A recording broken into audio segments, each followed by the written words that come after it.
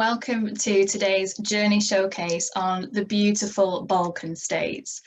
My name is Natasha Baker and I'm the Marketing Manager for Golden Eagle Luxury Trains. And I'm delighted to be joined today by not just one, but three special guests to help deliver this virtual journey through the Balkan regions by private train. The presentation will last about 45 minutes in length, and we'll do questions and answers at the end. So as always, please feel free to send your questions through using the Q&A box at the bottom of your screen. So for those of you who are perhaps less familiar with Golden Eagle Luxury Trains, I just wanted to provide a bit of background information about who we are and what we do. So we've been operating now for over 30 years, and we specialise in operating those once-in-a-lifetime rail journeys to some of the world's most remote and exotic destinations. So obviously today's focus is the Balkan states, but we also operate journeys in Russia, Central Asia, China and India, to name a few. And we use those on various different private trains. We pride ourselves on offering a first-class service, which is hassle-free and all-inclusive as far as possible. So today's journey showcase will be focusing on the Danube Express train. And we started operating this train in 2014, so about 5 years ago now. And it's the only fully en-suite train to operate in this part of Europe. It's based in Budapest, and it's got mainly Hungarian staff who work on board the train, but all of whom are English speaking. And what I really like about this train is its size. So even when we run at maximum capacity of 64 guests, it always feels like a really nice small group departure. The train itself features 2 restaurant cars, a bar lounge car, and luxury sleeping accommodation, of course, which we will talk about later in the presentation.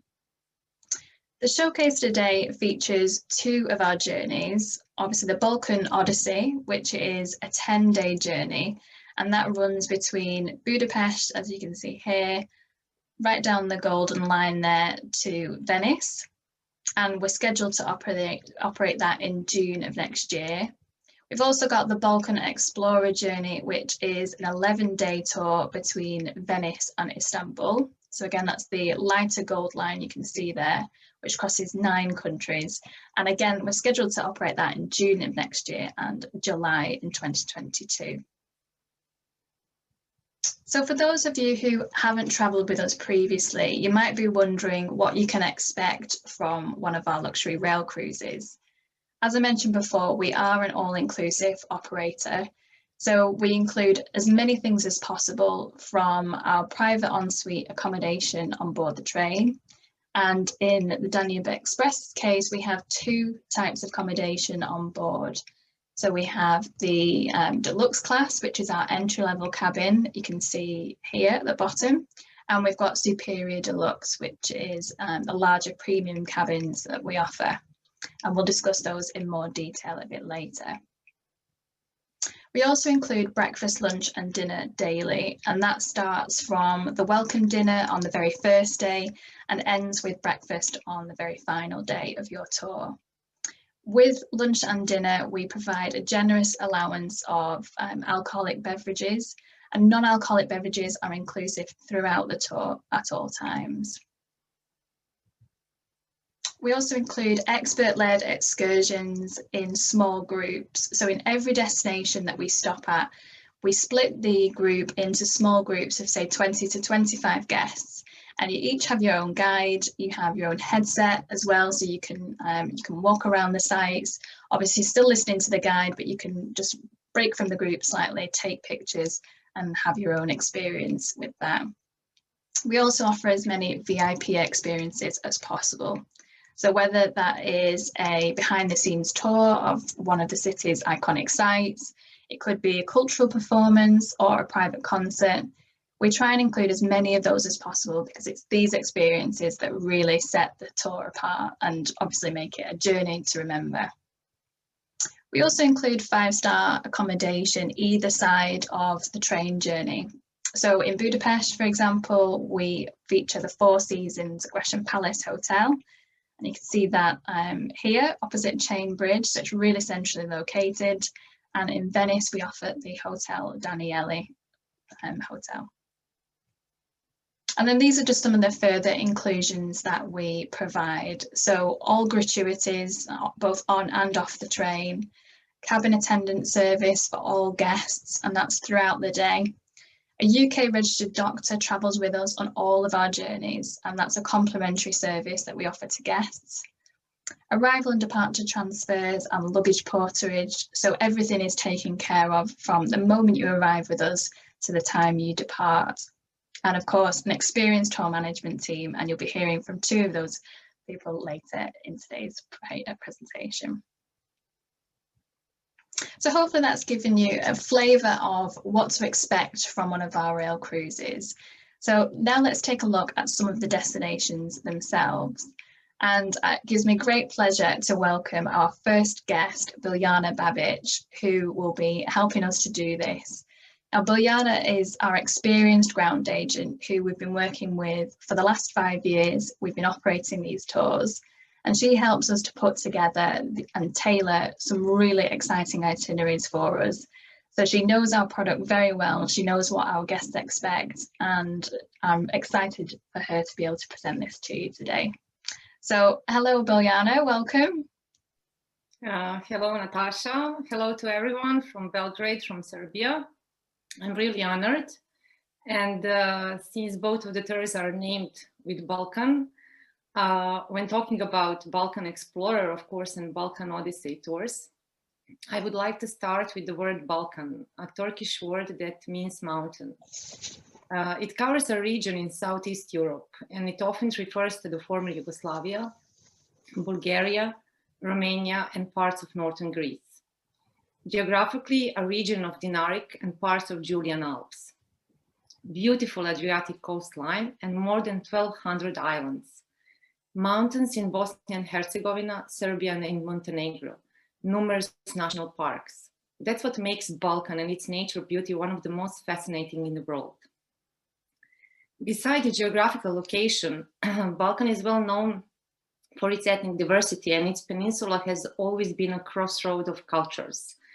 South Slavs formed the majority of the population in 7 countries. That's Bulgaria, North Macedonia, Serbia, Montenegro, Bosnia and Herzegovina, Croatia, and Slovenia.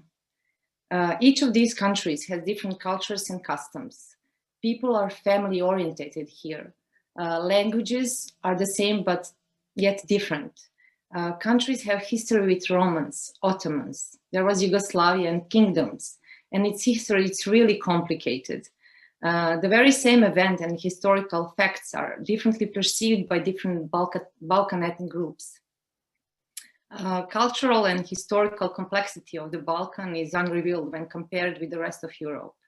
Winston Churchill once said, the Balkans produce more history than it can consume.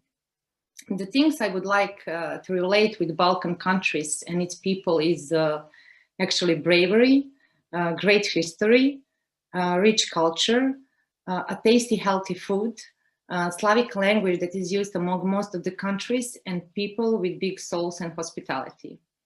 Whether you choose Golden Eagle's Balkan Odyssey tour from Budapest to Venice, or your Balkan Explorer tour from Venice to Istanbul, you will meet Balkan nations and visit some of the former Yugoslavia countries. Yugoslavia was formed in 1946, and it was a multi-ethnic state that included 6 republics. Today, they are all recognized as independent states.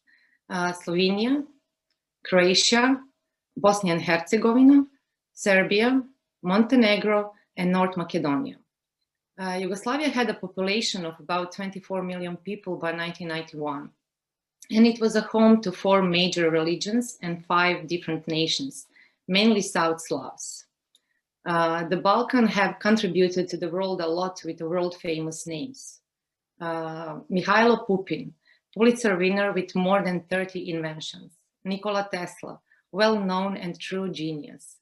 Milutin Milankovic, NASA included him in the 15 greatest minds of all time who have studied Earth.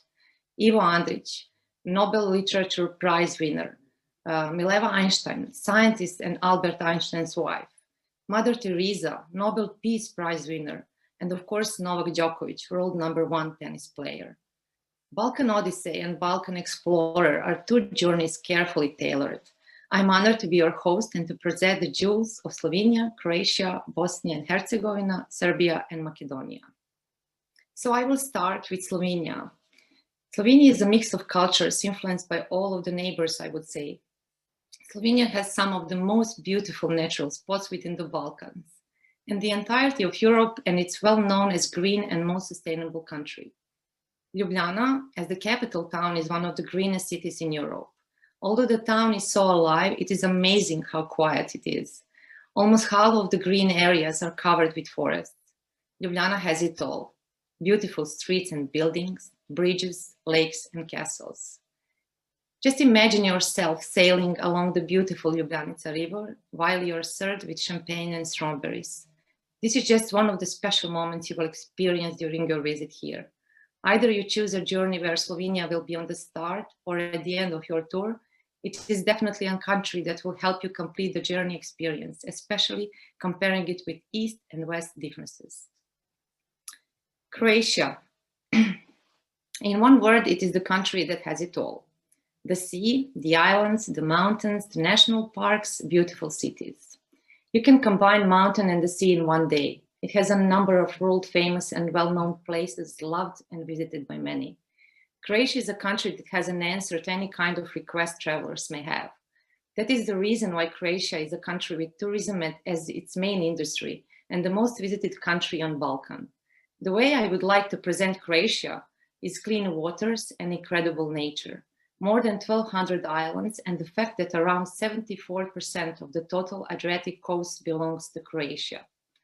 The capital of Croatia is Zagreb, a typical Central European city, which together with neighboring towns has about 1 million inhabitants. It is founded from two medieval cities forming the old core of the upper town. A charming city with cobbled streets and architecture, business and university center, the city of culture, art, and entertainment. But to really get familiar with Croatia, you must go to the Adriatic coast and visit Dubrovnik, a town so fascinating that even being there so many times, it always surprised me with something new. All the town surrounded with walls, famous stradun and cobbled streets, rich history. That is what makes Dubrovnik one of the most popular destinations in Croatia. It is a true pleasure to tailor a visit to Dubrovnik for Balkan Explorer together with the Golden Eagle team. Finding hidden gems, choosing hotels, and venues to match Dubrovnik perfectly. We are giving our best to make your experience of being in Dubrovnik and every step of it remarkable and a lifetime memory. Bosnia and Herzegovina is the next country I would like to present. During Yugoslavia time, there was an expression that a country without Bosnia and Herzegovina is not complete. Bosnia and Herzegovina is one of the top locations within the Balkan to visit. So unique and so different. Well known for its nature and unfortunately its turbulent past.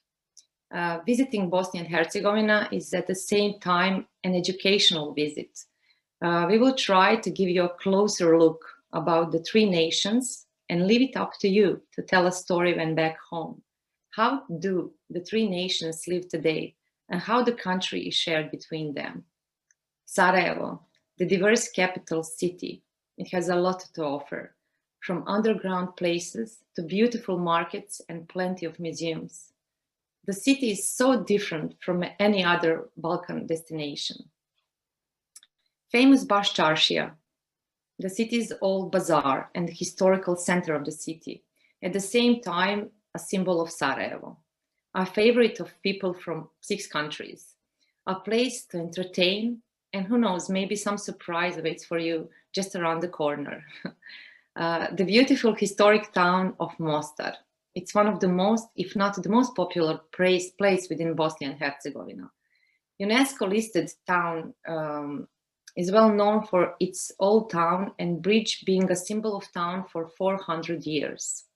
The 16th century Ottoman bridge was rebuilt after being destroyed in the war during the 90s.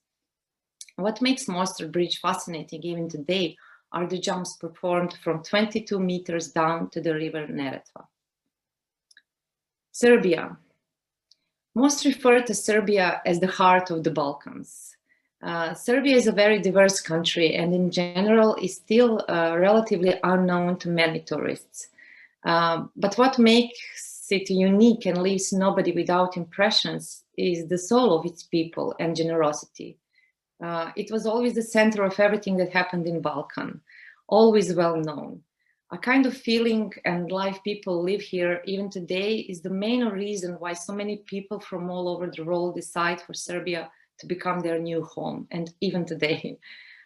Belgrade has been the capital of Serbia for more than 6 centuries. It is not a surprise why it was the capital of former Yugoslavia.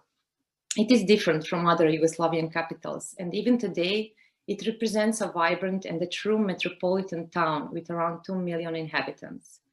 President Tito, a world-famous president, is buried in Belgrade. Nikola Tesla ashes are in Belgrade. There is a mix of architecture and tastes as a witness of turbulent history, and you will find Danube here, the second largest European river. Belgrade itself is unique. The world-famous Orient Express had a stop in Belgrade on its way from Paris to Istanbul. The itinerary in Belgrade is tailored to combine all important sites and venues carefully chosen for your unique experience. The special dining venue and folklore performance have already been previously marked as one of the journey highlights.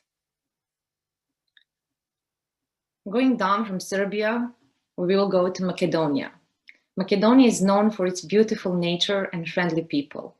It is one of Europe's last great undiscovered countries, a paradise of mountains, lakes and rivers, legends and stories from thousands of years. While visiting Macedonia, you can feel the presence of Eastern culture and feel the spirit of Greece. Macedonia is the country that helps to complete our understanding of the Balkans and the variety between the nations. Skopje. Skopje is the capital of a city existing for 2,500 years.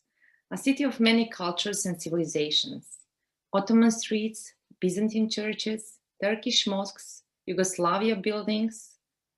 That's all there. If there's one word to describe Skopje, it would be cool, but a little random. There's such a mix of old and new that it makes Skopje a total cultural hub.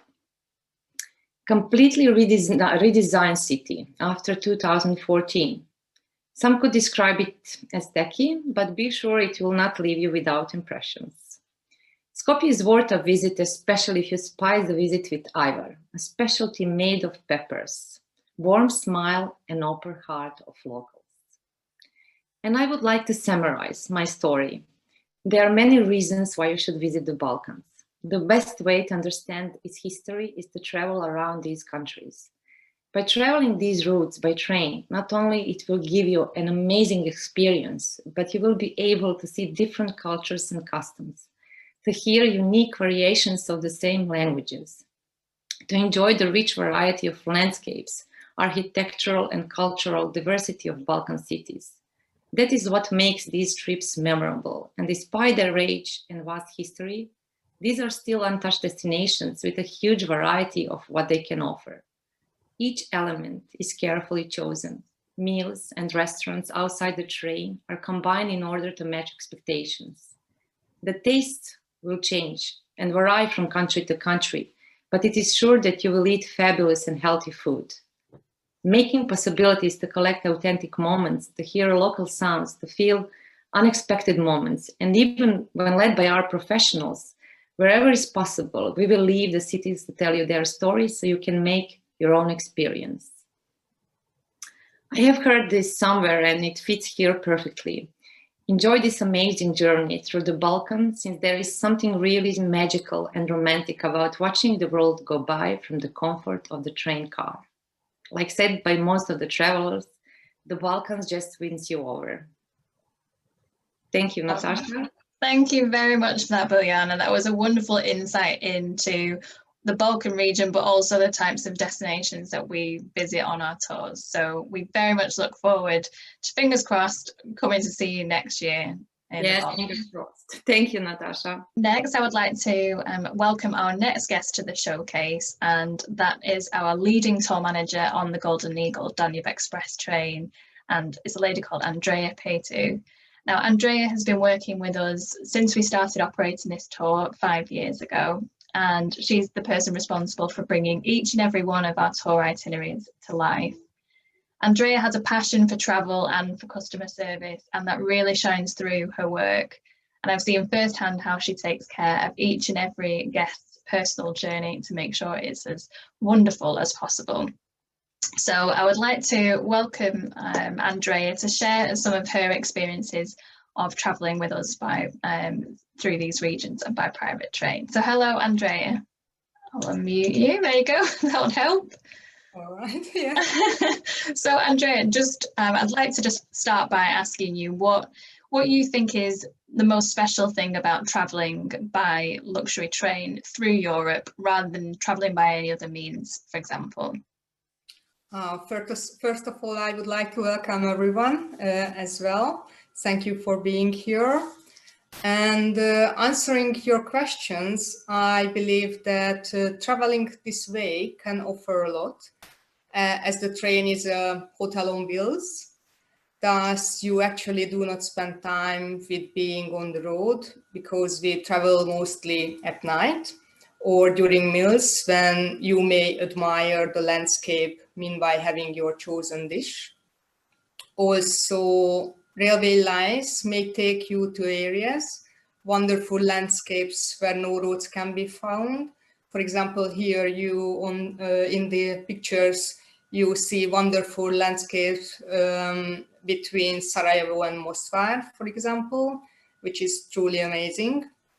Of course, traveling along such places, we stay on board and enjoy the beauty of nature.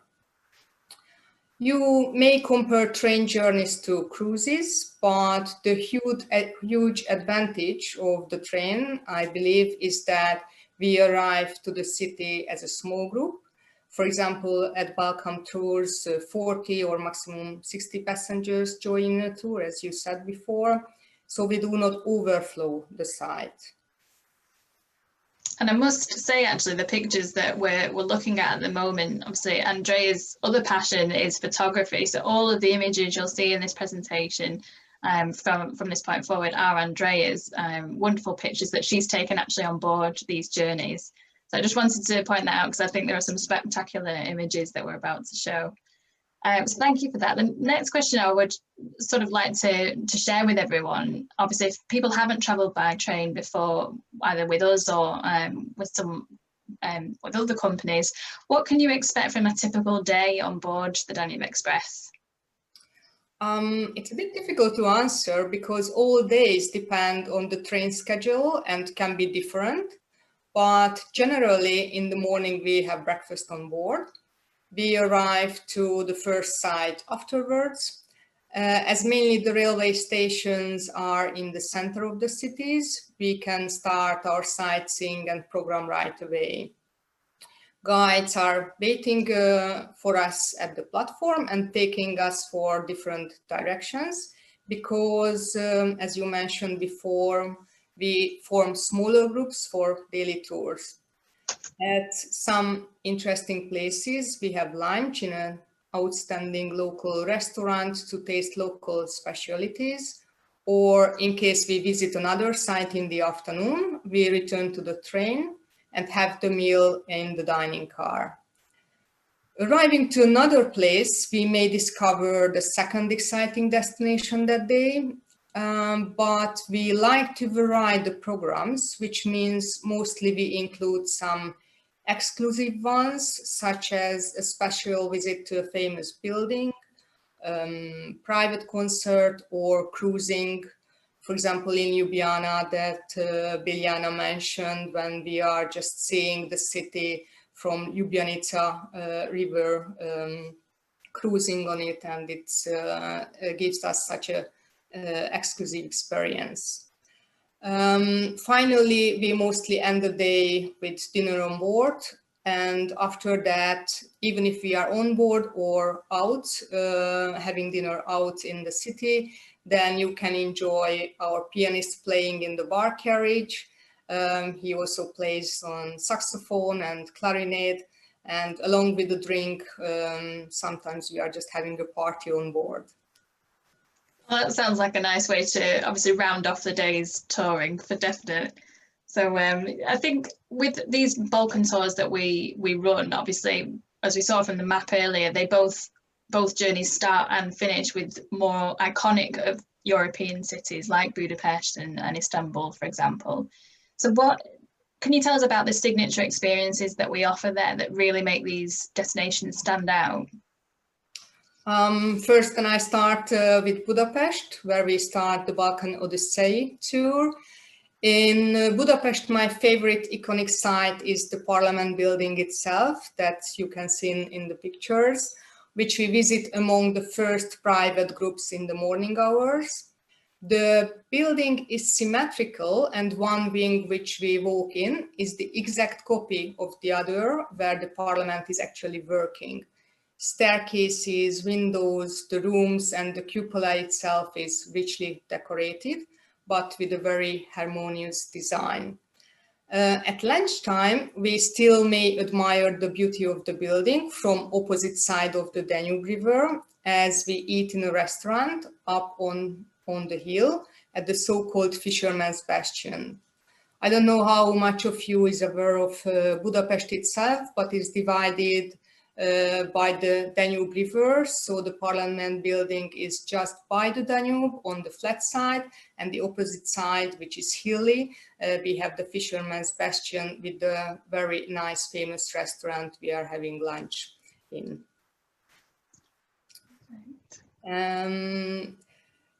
Then we end the tour, the Balkan Odyssey in Venice, and we also start there with the Balkan Explorer. Venice is one of the most visited cities of Europe, and its canals and gondolas, the narrow streets, all the small and bigger bridges over the canals make you feel like walking in a fairy tale. We never miss tasting the real Italian tiramisu, which is probably the most famous dessert of this country. However, the most special impression here for me is our private concert in the Church of Miracles, where after a full day of wandering around, a string quartet plays music for us. And this recital is like having the day crowned. So it's really lovely. We end the Balkan Explorer in Istanbul, which is the only city in the world that was built on two continents and actually connects Europe to Asia. Being capital of Roman, Byzantine, and Ottoman empires, the center of the city has an exceptionally historical background, and you may feel it almost on every corner. What I really love is the more than an hour-long rail journey into the heart of Istanbul that for a long time was impossible to fulfill, but last year only private trains like ours and Orient Express were allowed to have and arrive into the Old Town railway station. Seeing all different parts, sometimes looking into flat windows from our cabins is truly amazing. I can imagine that is a really special experience that we're looking forward to do again, obviously next year when we can go back. Yeah. So in contrast to the larger cities, obviously, that you just mentioned, what I really like about these Balkan itineraries is that we visit some of the smaller, lesser visited destinations in this area, obviously that Biljana spoke about earlier. So do you have any favourite places that we visit that are like that? Yes, of course, I have my favorites. One of them is a very small city.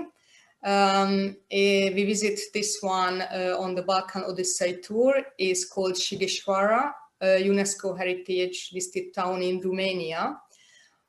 which historic center is one of the best preserved fortified medieval towns in Europe. Compared to its beauty, it is still quite relaxing place to visit, where you can easily be involved with the atmosphere that characterized the town. It is quite interesting to imagine how Bram Stoker was inspired writing the book of Dracula by walking in this town, the birthplace of Vlad Tepes, ruler in the 15th century at this part of the country, whose life was actually the basic idea of this book. I'm quite sure a lot of you read it or heard about it. During our visit, we sometimes meet locals, and it's very impressive to see how their life is engraved into their face. Some occasions, if a local craftsman is working, we just peep into his workroom for a minute or two to discover how, for example, an old machine like leather workers look like, that you can see in the picture here. Sort of possibilities just turn up. They are not scheduled, but we always try to take the opportunity that is provided by life itself. My other favorite place I enjoy really is one of the oldest cities in Europe, Plovdiv, located in Bulgaria, founded in ancient times, that we see on both Balkan tours. It's old town covered by huge cobblestones. Some medieval buildings are painted even from outside, and quite a lot of cats walk around like most important inhabitants of the city. The ethnographical collection here is exceptional. Even the museum itself is in a Renaissance house, and walking around feels like being in someone's home. It's truly a very nice experience. I also like how the Roman amphitheater is hidden among the streets here, and just turns out to be there like a surprise on our walking tour. So we've seen, obviously, from the images that we've just shared, how beautiful some of these areas are and how colourful and vibrant they are. But and obviously you've got a keen eye for photography. So what would you say are the most photogenic cities that we visit, and what is it about them that you actually like to photograph? One of them is the one that Biljana also mentioned, is the Dubrovnik itself. For me, is like traveling back centuries and discover the Middle Ages. I think it has a reason why it inspires so many film directors and cameramen. In films like Game of Thrones, Star Wars, The Last Jedi Part, or Emerald City, the new Robin Hood movie, and so on. So there are quite a lot that you can watch Dubrovnik in. Within the city wall, all streets and buildings has a special atmosphere, but as a whole unit. Therefore, I like to take wide-angle photographs here or historical details.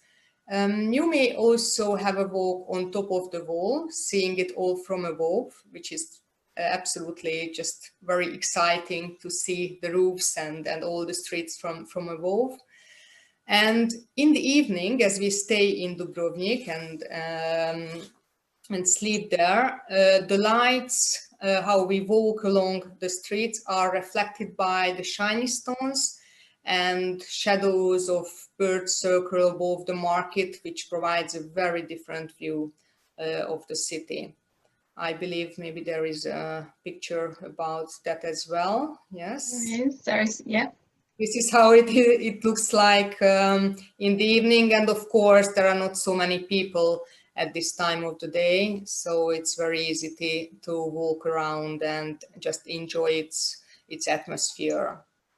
The other one that I would mention is Istanbul. In this city, I love the colors and details, from the blue mosque to the spice market or the Grand Bazaar. They are all very special.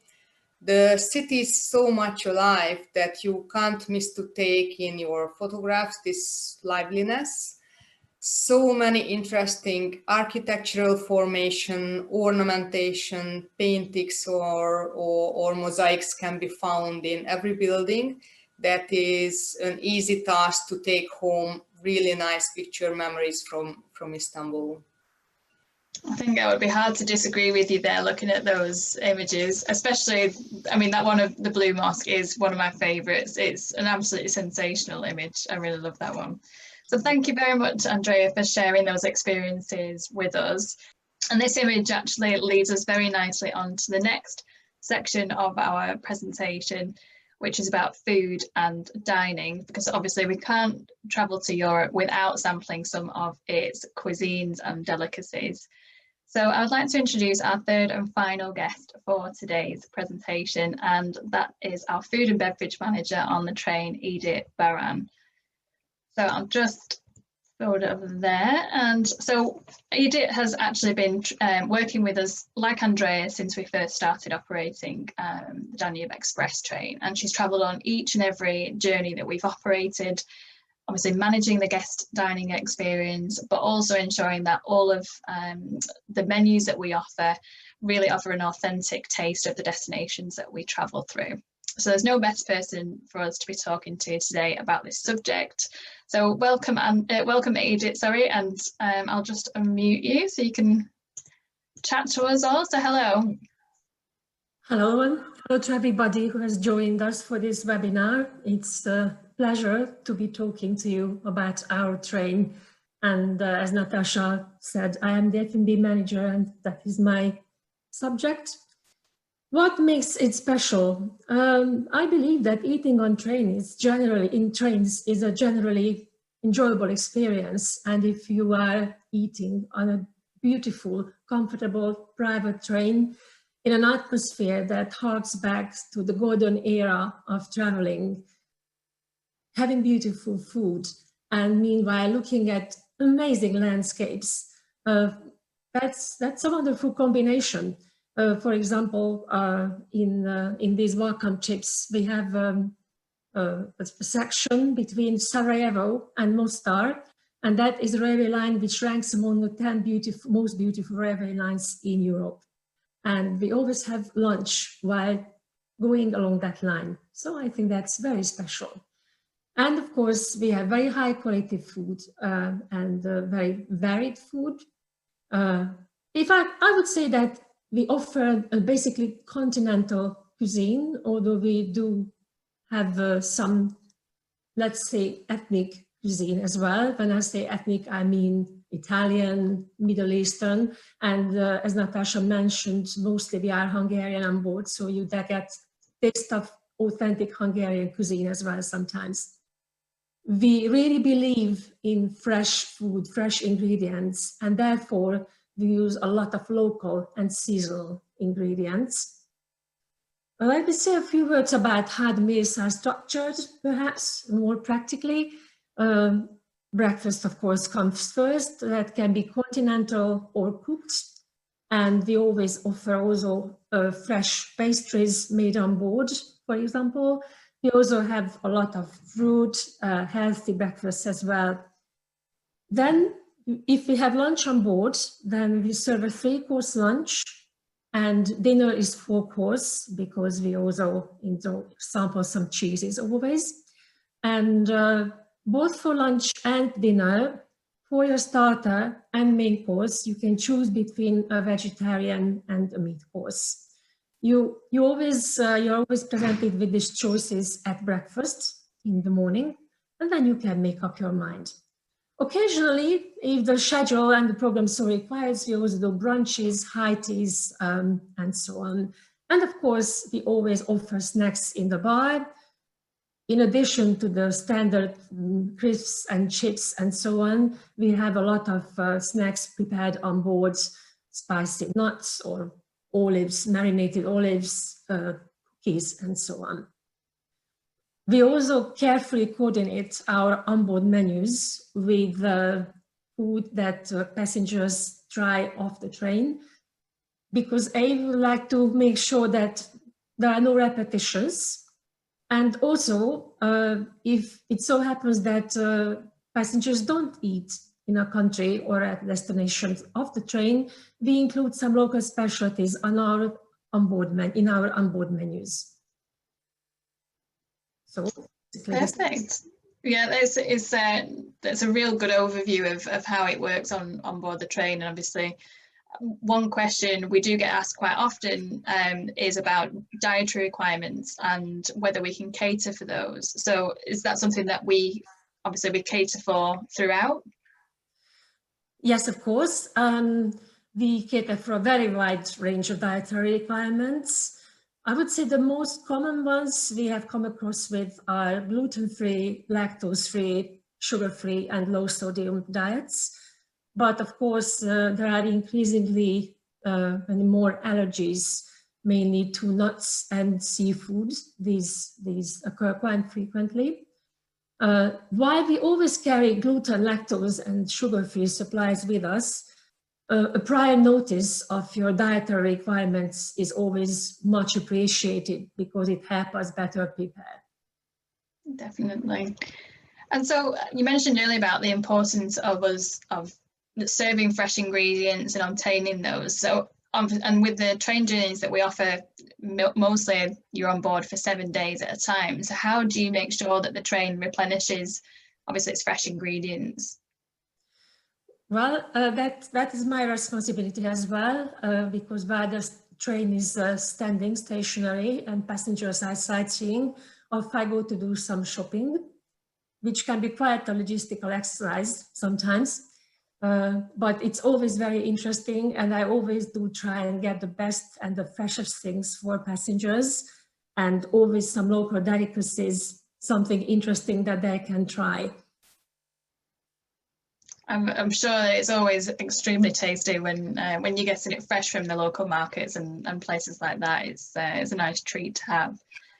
So what actually it happened that I changed the menu because I found something very interesting or some sort of interesting delicacy, and I replaced one menu item with this so that passengers try it. We have to improvise sometimes.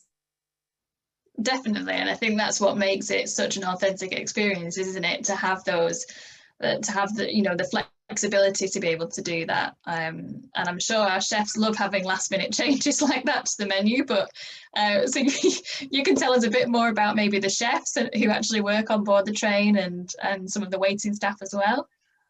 Right. All the people in the F&B team are at the moment Hungarian. And I think to work on a train in that job, whether as a chef, a pastry chef, or a waiter, or a barman, you have to like a challenge. Because we work in very special conditions, mostly on a moving train. So while they are preparing these very demanding dishes, the earth is moving under them, and the kitchen is very hot. And they are, of course, dealing with sharp knives and so on. Also, I think it's quite a challenge that we have to serve the same people for 7 to 14 days, whereas the restaurants, they can cook the same thing over and over again because their customers change. So that's a different kind of challenge, but our people love it. And also we make sure that they are well trained. So we launched a training scheme last year, and we make sure that they go on courses to further their knowledge and widen the choice that they can offer us on board. Yeah, you made a really good point there that I suppose I've not even thought about really before. So yeah, that's a really interesting point. I think finally, just if obviously with the times that we're in at the minute and the fact that we're dealing with a global pandemic and we're making preparations obviously to resume our tours again in the new year. So what sort of preparations are you making in terms of the dining experience for obviously for the new normal as we call it now? Yes, nice word that. Well, this is pretty much an ongoing exercise as of course everybody appreciates, because our knowledge of this virus is still evolving, and the situation definitely is still evolving. It will keep evolving. So the best we can do is monitor what is happening, which we have been doing very diligently. We have always had very stringent rules on board about food hygiene, of course, and cleanliness. And that is just going to be even stricter this time. So one of the things we are planning is to have social bubbles on the train. And that is not only for wining and dining, it is for the whole experience. So certain passengers in certain carriages will be doing the trip together. And that also means that they will be eating together in the dining cars. We will have staggered meal times so that we will have less people always in the dining car, and they will be seated. So the same people will be seated at the same tables always, just to keep it very consistent. And of course, the staff will be wearing masks at all times. Yeah, I think, like you said, you hit the nail on the head there. It is still a very evolving situation. That's right. But it's something that we're obviously taking very seriously. And if people want more information about the types of preparations we're making in general, then we have got a section on our website that details all of that. And there's a PDF that you can download as well that just provides a bit more information on that. But thank you very much, Edith, for sharing that information with us. And if anyone has any questions, like I said, you can send them through. We've got some coming through now, which is great to see, and we'll get to as many of those as we can at the end. So obviously I'd like to thank everyone who's obviously contributed to today's journey showcase. I think it's been a wonderful insight into obviously the destinations that we feature, and the type of experience, and obviously what you can expect from one of our rail cruises. But what I'd just like to do to finish off with is to have a quick look at the onboard accommodation. Now, on the Danube Express, we have two types of accommodation, as we mentioned earlier. And the first one we can show you is the entry-level compartments, which is the deluxe class. Now, this is the daytime configuration of the cabin. So you can see there's the main seating area, and there's the ensuite bathroom, which is just here. And the deluxe class cabin area is 83 square feet in size. It has individually controlled air conditioning and lighting. It's got a full-length wardrobe for storage, and you can also see there's additional storage over the seating area here. There's two picture windows, which obviously makes the space very nice and light and airy, and you can spend time in the privacy of your cabin enjoying the scenery as you go past. We offer premium toiletries, a robe and slippers within all of the cabins, and there is also a hairdryer provided. So when you go down to enjoy dinner with Edith, obviously in the evening, then the cabin attendants will come in and convert this compartment to the evening configuration.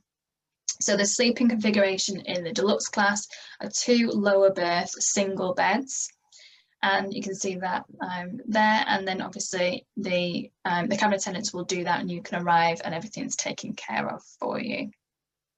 Now the superior deluxe class, which is the more premium compartment because of its size, obviously it's about just over, I think about 15% larger than the deluxe class. You can see it's still got the sofa, sort of relaxing seating area here, but it's also got a separate seating area here for you to enjoy tea and coffee from the cabin attendants, for example, during the day. And the ensuite bathroom, as you can see, is larger than the deluxe class. It's still got the separate shower, cubicle, toilet and wash basin in there. And storage wise, again, there's a double full length wardrobe, so there is more storage space within there. There's a personal safe, as there is within the deluxe class, and of course USB and power sockets within there as well. Now again, because it's a larger size, it means you've got two large picture windows again to look at. One of those opens partially, so you can take images from at the privacy of your cabin as well outside the window, which I know a lot of our guests like to do. The main difference between the two cabins, obviously other than size, is the sleeping configuration. So Superior Deluxe has a king size bed rather than the two lower berth single beds. and that's the main difference really between the two cabins. So all guests on board, no matter what cabin you stay in, you will receive the same level of service and the same inclusions within the tour itself. So I hope that gives you a brief overview of the compartments. Obviously, if you would like more information, then you can obviously download a copy of the Balkan brochures from our website, which will detail all of the cabin and all of the compartment details, features and amenities, and all of the information we've discussed today, but in far more detail. And you can obviously more than happy to answer any of your questions by email, or you can contact our team at the office as well. So thank you very much for listening, everybody. As I said, we will be answering any of your questions now, so I will just get those up and start to have a look through them. So the first question is how many days are the journey, so how long are the journeys? So we've got the two journeys, the Balkan Odyssey journey is the shorter journey at 10 days in length, and then the Balkan Explorer is 11 days in length. Just that. The question about asking about needing different visas for these countries. It will obviously, of course, depend on your nationality, but we have do have an in-house visa team at the office who will be able to provide obviously expert information about that. Depending on your nationality, we'll be able to provide much more guidance with that. We also send out detailed guidance about 4 months before departure that will explain whether you need any visas, and if so, where you can apply for them, and just to guide you through that application process. So I hope that answers that question for you. Maybe a question for Andrea. It's just about the demographics of the guests that we welcome on board the train. So would you typically say there are an older age group that we have on board the train? I would say the average ages are between 50 and 70 or a bit over, but it may vary because sometimes we even have honeymoon couples on board, but I would say it's over 50. Yeah, I think it's nicer, even if we do have younger guests on board the train. I think I've always found on any of the journeys I've travelled with, the guests mix and interact really well, and I think that it doesn't sort of age is never even a consideration really. I don't know if you feel the same with that. Yeah, I do. I mean, it's obviously they always form quite a nice group, and even you are split into smaller groups, you can change. If you feel with someone sympathy, then you can go together to the different places. So it's really just settles all along the journey quite nicely. And then another question about the guests, any guests with mobility issues. Are there any considerations made for guests on those walking tours, for example? How do we approach that on the tours? Absolutely. It's of course very well to know it in advance, because then we are prepared. Even on the train we have a wheelchair, so if it's needed then we can provide that. And we always plan in advance with the local agents, like with Biljana, that how we will deal in such places. For example, Plovdiv, which I mentioned in Bulgaria, with the huge cobblestones, then it might be a bit difficult with a wheelchair, but then we always take the possibility to walk in a bit and maybe order a taxi, and the person can go to the next cafe and wait for us, or if we have more guides, then one guide go with them or with him and entertain a bit, talk about the place itself on spot. So we always care about these sort of possibilities, how to offer and what, and to make it complete for those ones as well. Perfect. I've got a question here that I think Edith might be able to answer if you're on mute there, Edith. Just a question about vegetarian options that we offer. I know you mentioned before about dietary requirements, but how are there set vegetarian options that we do, or is it just designed and tailored depending on what dietary requirements we receive in advance? No, we always have a vegetarian option, both at lunch and dinner, both for the starter and the main course. And I must say that we find that quite a lot of people take them, even non-vegetarians, because they like variety, they like healthy foods. So they are quite popular. So there's always a vegetarian option, yes. Perfect. That's good to know. There's another question about wines as well. How are the wines, obviously we can provide a wine list to anyone that's interested, but are the wines sourced by, how are the wines sourced? I know that our company owner, Tim, obviously has his own wine business, so wine is very important to him. So does he have an influence over the wines that we serve? That's right, very much so. Wine is sourced by the office, by the Manchester office, and we just serve them. Yes. Perfect. Tim very much enjoys, I think, this aspect of getting his hands dirty, shall I say. Edith, whilst you're there, we have a question just about dinner and the dress code. I don't know if you just want to mention how that works. I would say that we don't actually have a dress code as such. Our dinner is quite informal, so there are no black tie dinners. Although if passengers wish to put on a black tie, they are more than welcome. But there is no requirement. I think that's the same with all of our journeys, really. It is more about the journey itself, isn't it, rather than, you know, the dressing up of but you know, it's personal preference. If you like to dress up for dinner, then that's you're always welcome to do that. There's a question here about single supplements and solo travelers. We do have a large percentage of solo travelers on all of our journeys, so approximately 25% of our guests each year are solo travelers. There is a premium to be paid.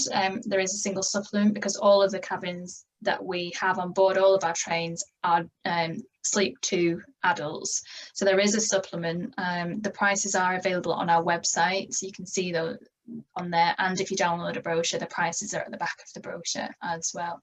So I hope that gives you an idea of that. But yeah, it's a very welcoming and friendly environment. So that's why it is really nice to have solo travellers on board. A question about, is it possible to link both journeys together? We have had guests who've done that before in the past, and that is a possibility. So you're more than welcome to do that.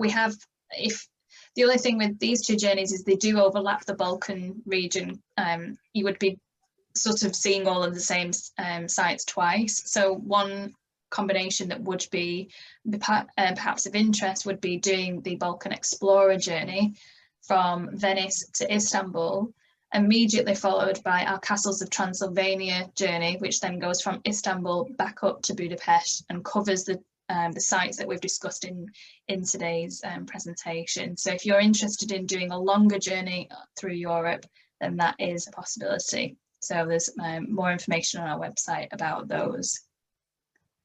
Will we be doing presentations on other journeys? We will be doing presentations on other journeys. I'm not sure exactly which ones yet, but I'll certainly take into consideration your suggestions, and I hope you can all join us again very soon for another presentation. So thanks again to Biljana, to Andrea and to Edith for your time, and we hope we can see you all in 2021.